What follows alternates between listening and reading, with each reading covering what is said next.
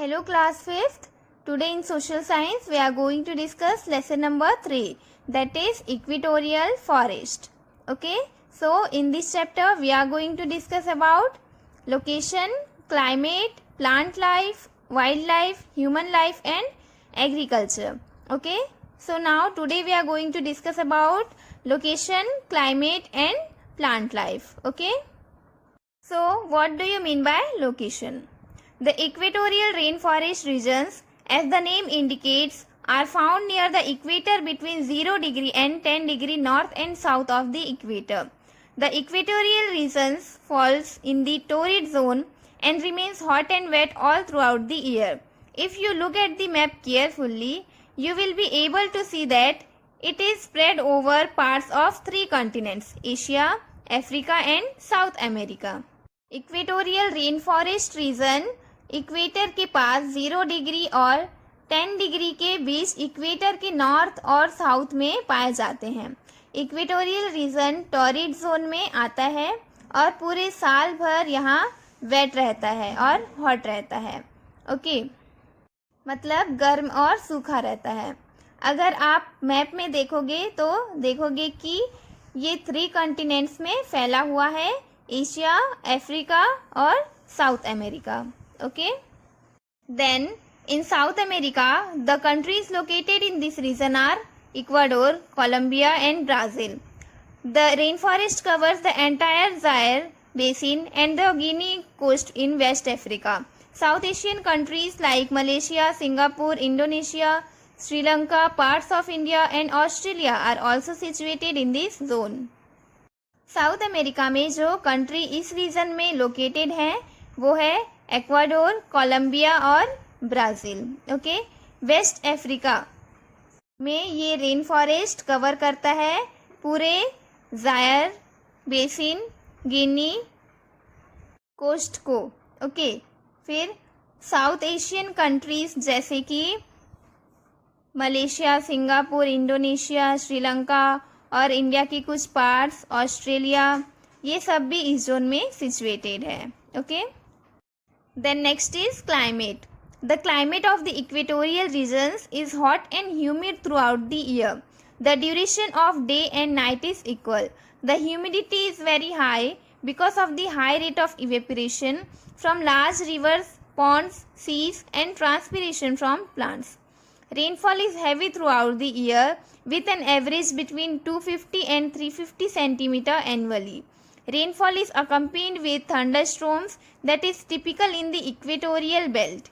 There is only one season here which is hot and humid without any winter or spring. Equatorial region का climate पूरे साल भर hot और humid रहता है. डे और नाइट का ड्यूरेशन यहाँ इक्वल है. ह्यूमिडिटी बहुत ज़्यादा होता है क्योंकि वहाँ पे इवेपोरेशन बहुत हाई रेट में होता है रिवर्स, पॉन्ड, सीज और प्लांट के ट्रांसपिरेशन से. Transpiration means loss of water from the plants. Rainfall बहुत ज़्यादा होता है पूरे साल भर में 250 और 150 सेंटीमीटर के एवरेज में. रेनफॉल के साथ यहाँ पे थंडरस्ट्रोम भी होता है. थंडरस्ट्रोम मीन्स जैसे बिजली चमकती है, कड़कती है, वैसी. इक्वेटोरियल बेल्ट में ये कॉमन है. यहाँ सिर्फ एक सीज़न होता है हॉट और ह्यूमिड, बिना विंटर और स्प्रिंग के. Then next is plant life. Since the region receives rainfall throughout the year there is a luxuriant growth of natural vegetation. The equatorial region is an evergreen region as all the trees remain green and do not shed their leaves at the same time. The trees grow in different heights forming several layers. The trees of this region also have broad leaves and thick branches forming a canopy at their top. Mosses and lichen grow on the damp trunk and branches of the trees inside the forest. The equatorial forests are very useful. Ebony, mahogany, etc.